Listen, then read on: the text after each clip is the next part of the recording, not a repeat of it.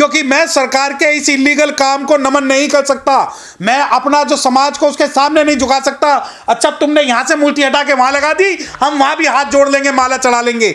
मैं जब तक पार्लियामेंट नहीं जाऊंगा, जब तक मूर्ति वापस पार्लियामेंट में नहीं लगवाऊंगा। और आप कहते हो मेला, इस चर्बी चढ़ चुकी है समाज को।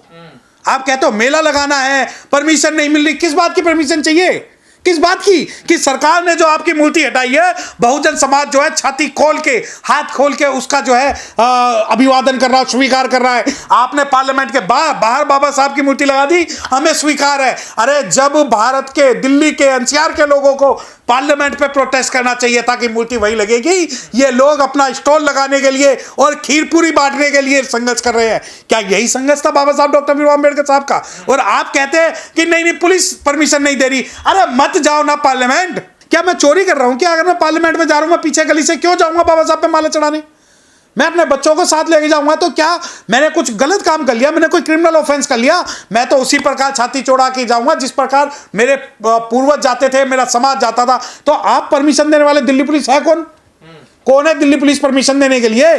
क्या दिल्ली पुलिस की प्रायोरिटी नहीं? तो लो, सुनिए मेरी बात, लॉ एंड ऑर्डर की बात जहां तक है, आप समता सैनिक दल से अंडरटेकिंग ले लीजिए और बहुजन समाज से अंडरटेकिंग ले लीजिए। मैं अंडरटेकिंग पूरी दिल्ली पुलिस को ये दे रहा हूं कि अगर वहां पर कोई भी झगड़ा, कोई भी नुकसान होता है तो दिल्ली पुलिस मुझे जेल डाल दे 10 साल के लिए। और जितना भी नुकसान होगा, मैं व्यक्तिगत तौर पे, पर्सनल तौर पे 20 लाख रुपए का चेक बॉन्ड भर के दिल्ली पुलिस के नाम जमा करा रहा हूं। दूसरी बात, दिल्ली पुलिस कोई परमिशन ग्रांटिंग अथॉरिटी नहीं है। वो जो परमिशन दी जाएगी वो समाज न्याय मंत्रालय के द्वारा दी जाएगी।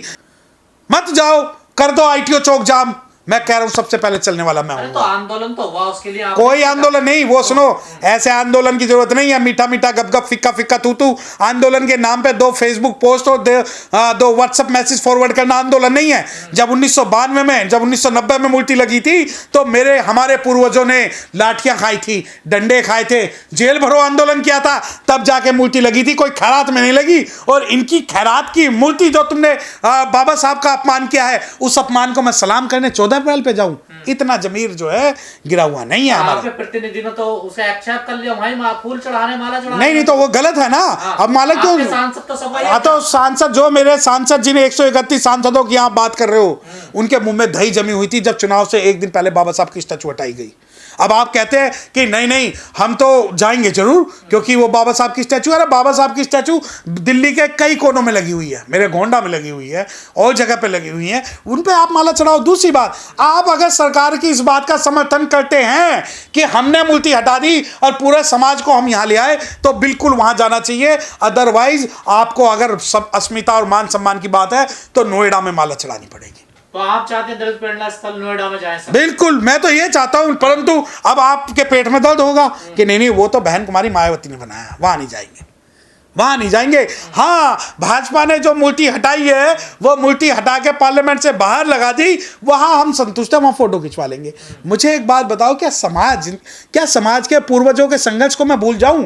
क्या सिर्फ मेरा उद्देश्य 14 अप्रैल पे सिर्फ जो सरकार ने गलत काम किया उसे सही ठहराना है? यार आपको कोई ना कोई स्टैंड लेना पड़ेगा, कोई ना कोई स्टैंड लेना। रीजन क्या है? सरकार क्यों मना कर रही है? जब इतने दिनों से वहां मेला लग रहा है, लोग जाते हैं, बाबा साहब पे पुष्पांजलि करते हैं, तो अब क्या दिक्कत होगी? देखिए, अब सरकार ये चाहती है कि आप जो है माला अगर दूसरी जगह पे चढ़ाने भी जाओ ना तो चोरी छुपके से जाओ।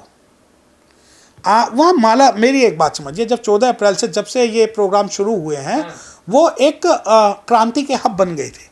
वहाँ लोग मिलते थे, हम अपने लोगों को देखते थे, ये IAS है, ये IPS है, ये पढ़े लिखा वर्ग है, हमारे अच्छे औरतें हैं, अच्छे आदमी हैं, हमारे पास लड़के हैं, समाज प्रगति कर रहा है। तो उस चीज़ से हम जो है संघर्ष को सीखते थे। अब एक पतली गली में जाना, छोले भटूरे खाना, वहीं जाकर पूरी सब्जी बांटना, उस गली से निकल के पीछे से बाबा साहब पे जैसे आपने कोई चोरी की, वो जो ये सब प्लानिंग के साथ काम, ये प्लानिंग के साथ। देखिए, एक तो मूर्ति को पीछे लगाना, फिर पीछे की गली में हाँ, और सबसे बड़े दोषी वो लोग हैं जो इस बात को अप्रूव करके कि हम समाज के ठेकेदार हैं, और हाँ बाबूजी पीछे की गली से समाज चला जाएगा। वो यकीन मानिए वो इतने बड़े दोषी हैं। और मैं आपको बता दूं कि अगर 14 अप्रैल पे अगर कौन है? ओपी गौतम? नहीं, मैं किसी व्यक्ति विशेष का, वो मेरे सम्मानीय माननीय है। मैं बहुत सारे लोगों की बात कर रहा हूं, क्योंकि मुझे ऐसा लगता है कि कुछ आरएसएस के इन्फ्लुएंसर लोग भी उस संगठन में हो सकते हैं, जो कि सरकार को अपनी। मुझे एक बात बताएं, मैं एक सवाल पूछना चाहता हूं। अगर मान लो 14 अप्रैल पे पहले 2 लाख लोग वहां जाते थे और अब की बार 2000 भी नहीं गए, तो सरकार के नज़रों में क्या आएगा? कि लोगों के अंदर गुस्सा है, लोग सरकार से विरोध कर रहे हैं, सरकार मुल्ती हमें वहीं लगानी पड़ेगी। कम से कम उन 131 सांसदों को तो अम्बेडकर फाउंडेशन क्या कर रहा है? अम्बेडकर फाउंडेशन सरकार की संस्था है, उसका समाज से क्या लेना देना है?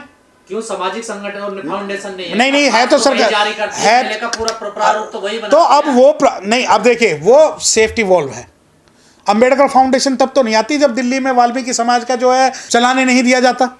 वो अम्बेडकर फाउंडेशन तब तो नहीं आती जब किसी शेड्यूल कास्ट लड़की का दिल्ली में रेप हो जाता है। कोई मायने है? ना, ये सफेद हाथी है समाज के ऊपर ढोने के लिए, कि जिस प्रकार मुस्लिमों के लिए कई सारी संस्थाएं बना रखी है, और ये सेफ्टी वॉल में समाज के ऊपर थोपे गए सफेद हाथी है, जिनका एकमात्र उद्देश्य ये है कि किस प्रकार समाज के लोगों के बीच में पैदा हुआ कोई भी विरोधाभास को खत्म किया जा सके। जो प्रस्ताव आपने रखा, कई लोगों के मुंह हमने सुना कि सब लोगों को नोएडा जाना चाहिए, प्रस्ताव क्या ओपी गौतम रखेंगे? ऐसा जो मीटिंग हो रही है? नहीं, देखिए मैं आपको फिर बता दूं, मेरा उस मीटिंग से कोई लेना देना नहीं। मुझे ये नहीं पता उसका संचालक कौन है, परंतु मेरा जो जमीर है, मेरी जो कॉन्शियस है, मेरी जो अंडरस्टैंडिंग है, वो ये कहती है हो जाना चाहिए कि अब सबको दलित प्रणय। बिल्कुल। अगर ये सुनिए, जिस दिन ये ऐलान हो गया उसके 1 साल के अंदर, जो 6 दिसंबर 2025 का, आप अगर बाबा साहब को श्रद्धांजलि दोगे तो वो पार्लियामेंट के अंदर दी जाएगी, ये बात ध्यान रख लेना।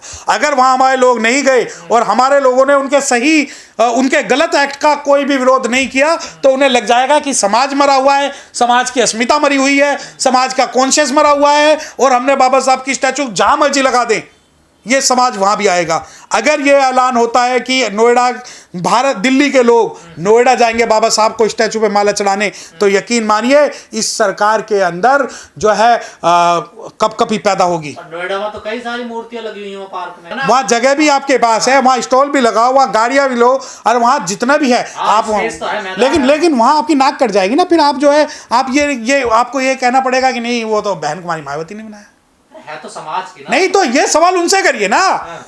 अब वहां देखिए, अब 2 चीजें सुनिए। आप मुझे एक बात बताएं, क्या आप इस बात को जस्टिफाइड और जायज कहलाते हैं कि जो मूर्ति पार्लियामेंट से हटी? बताएं, क्या ये संघर्ष 1-2 दिन का था? ये बाबा साहब की मूर्ति किसी की प्राइवेट प्रॉपर्टी थी? क्या सरकार की प्राइवेट प्रॉपर्टी थी? हमारे लोगों ने जेल भरो आंदोलन किया, कई हमारे डंडे खाए, प्रदर्शन किए, और जब लोग कहते हैं और भी तो मूर्तियां हटी, आप पूछिए। और भी तो सरकार का प्रोजेक्ट था ना, देखिए नहीं, प्रोजेक्ट के कारण हटाई है। तो सरकार, अगर सरकार कल ये कह दे कि जितने भी बाबा साहब के नाम पे भवन है या मूर्तियां पूरे भारत से हटा देंगे, तो क्या हम एक्सेप्ट कर लेंगे उसको? आप जो सरकार की हर बात को जायज ठहरा रहे हैं। देखिए, समाज को स्टैंड लेना पड़ेगा, समाज को स्टैंड लेना पड़ेगा कि अगर हम 14 अप्रैल पे पूर्ण रूप से जाते हैं और पूरा समाज अगर पार्लियामेंट पे इकट्ठा होता है, तो सरकार ये कहेगी कि ये लोग जो है भूल चुके हैं। बहिष्कार कर देना चाहिए। कुछ लोग कहेंगे सरकार तो यही चाहती थी कि बहिष्कार हो जाए, तो हो जाए क्या? नहीं, हम तो चाहते ही हैं। क्या मैं चोरी कर रहा हूं? क्या अगर मैं पार्लियामेंट में जा रहा हूं, मैं पीछे गली से क्यों जाऊंगा बाबा साहब पे माला चढ़ाने?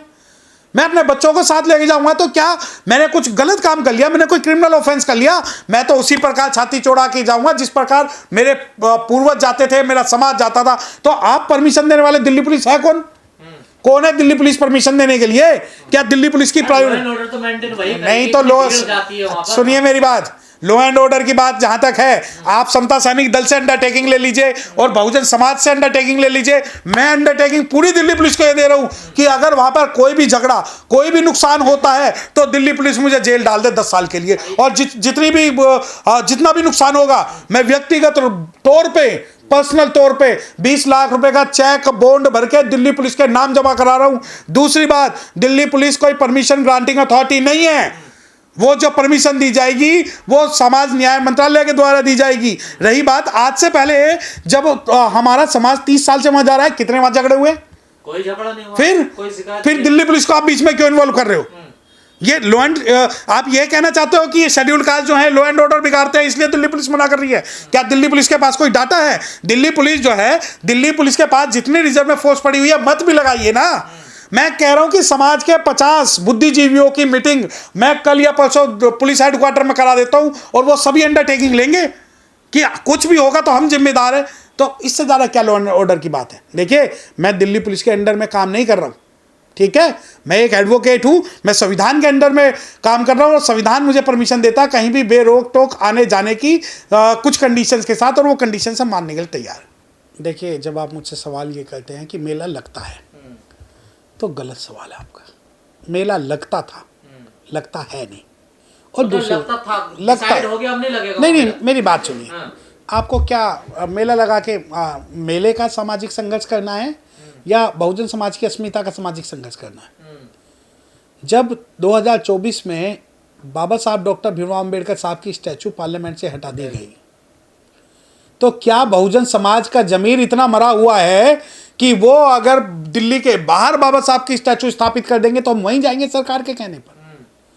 क्या भारत का जो सामाजिक न्याय मंत्रालय है, यकीन मानिए दिल्ली और एनसीआर का जितने भी शेड्यूल कास्ट के बच्चे या जितने भी लोग हैं, वो सब जो है पार्लियामेंट जाकर एक पॉजिटिव एनर्जी लेते थे, क्योंकि वो बाबा साहब की स्टैचू देख के कहते थे कि पार्लियामेंट इज द पावर की, मास्टर की ऑफ द एवरी प्रॉब्लम।